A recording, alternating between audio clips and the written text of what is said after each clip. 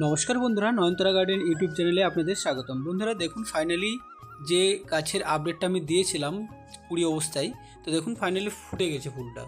তো বন্ধুরা, নার্সারিতে যে গাছগুলো আমরা দেখতে পাই সাধারণত সরু ডাল থেকে বা একটা ডাল থেকে ফুল ধরে থাকে, তো সাধারণত তারা এইভাবেই সেই চারাগুলোকে প্রতিস্থাপন করে প্রথমে কাটিং করে নেয়।